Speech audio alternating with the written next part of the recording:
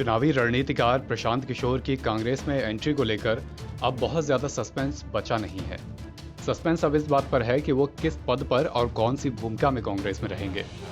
इस पर भी लगभग फैसला हो चुका है और बहुत जल्द इसका ऐलान भी होने वाला है। प्रशांत किशोर, जिनका चर्चित नाम पीके है, इनके कांग्रेस ज्वाइन करने के साथ ही चर्चा उनके प्रेजेंटेशन को लेकर भी हो रही है। आखिर क्या है उस 600 स्लाइड वाले प्रेजेंटेशन में?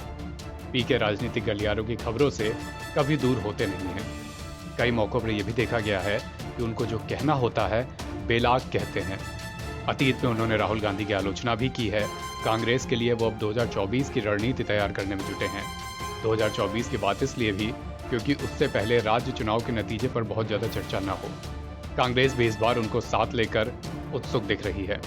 कांग्रेस अध्यक्ष सोनिया गांधी को लगता है कि पीके के प्लान में वो दम है जिससे पार्टी को आगे फायदा मिल सकता है। प्रशांत किशोर को पार्टी के साथ जोड़ने की ये पहली कोशिश नहीं है। इसके पहले भी पीके को पार्टी के साथ जोड़ने की कोशिश हुई थी, लेकिन बात बनी नहीं थी। प्रशांत किशोर के कांग्रेस में जाने को लेकर अभी जो खबरें आ रही हैं, उसमें दावा किया जा रहा है कि गांधी परिवार ने यह मन बना लिया है कि उनको कांग्रेस के एक पदाधिकारी के रूप में देखना चाहते हैं, न कि सिर्फ चुनावी रणनीतिकार के रूप में। खबर यह भी सामने आ रही है कि गांधी परिवार के बाद पार्टी के भीतर वो पहली पंक्ति वाले नेता होंगे। ऐसा होता है तो न केवल G23 बल्कि पार्टी के दूसरे वफादार नेताओं को भी इसे हजम करने में मुश्किल आएगी। राजनीति है तो ऐसा संभव भी है कि बिहार में पीके के साथ क्या हुआ, ये उदाहरण सबके सामने है। 2015 में बिहार विधानसभा चुनाव महागठबंधन की जीत में अहम भूमिका अदा करने वाले प्रशांत किशोर जनता दल यूनाइटेड के उपाध्यक्ष बने थे। नीतीश और प्रशांत किशोर की करीबी किस तरह थी, ये पार्टी नेताओं को अच्छे तरीके से पता है और राजनीतिक पंडितों को भी। लेकिन जल्द ही पार्टी के दूसरे दिग्गज पीके के खिलाफ इकट्ठा हो गए और उनके खिलाफ तीर छोड़ दिया गया। जल्द ही प्रशांत किशोर पार्टी के भीतर अलग थलग पड़ गए। कांग्रेस के मुकाबले जेडीयू छोटी पार्टी है और उस छोटी पार्टी में भी लामबंदी देखने को मिली। और फिर कांग्रेस में तो G23 है, जहां एक से बढ़कर एक धुरंधर हैं। कुछ दबे सुर में अभी से बोल रहे हैं प्रशांत किशोर खुद कभी चुनाव लड़े नहीं हैं और उनकी अपनी कोई ऐसी पर्टिकुलर विचारधारा भी नहीं है। जिस बदलाव की बात पार्टी के भीतर वो कर रहे हैं, वो कर पाना इतना आसान नहीं होगा। भूमिका भले ही अलग हो, लेकिन प्रशांत किशोर पूर्व में कांग्रेस के साथ काम कर चुके हैं। यूपी चुनाव में कांग्रेस को 2017 में उनके साथ का कोई फायदा नहीं मिला था।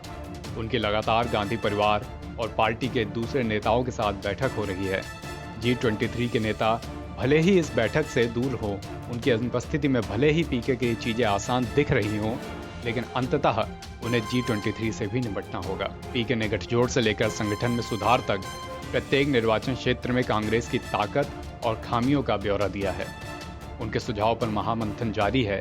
कई राज्यों में गठबंधन को लेकर कांग्रेस के कई सदस्य आम आदमी पार्टी, तृणमूल कांग्रेस और तेलंगाना राष्ट्र समिति यानी TRS जैसे क्षेत्रीय दलों के साथ असहज हैं। ये सभी अपने अपने राज्यों में कांग्रेस के विरोधी हैं और निकट भविष्य में पार्टी के साथ साझेदारी की संभावना नहीं है। प्रशांत किशोर अभी भी TMC के संपर्क में है, वहीं TRS अगले तेलंगाना चुनाव लड़ने के लिए उनका इस्तेमाल करने के लिए उत्सुक है। पीके को भी ये अच्छे से पता है कि कांग्रेस जैसी पार्टी के साथ बातचीत और जल्द अपनी बात मनवा लेना इतना आसान नहीं है। पहले भाजपा के साथ उन्होंने काम किया है, लेकिन कोर रणनीति समूह के हिस्से के रूप में नरेंद्र मोदी तक उनकी विशेष पहुंच थी। TMC में ममता बनर्जी और उनके भतीजे अभिषेक के साथ वो सीधे संपर्क में रहते हैं। पार्टी के भीतर उनका विरोध भी था। जगन मोहन रेड्डी के साथ भी सीधे संपर्क किया।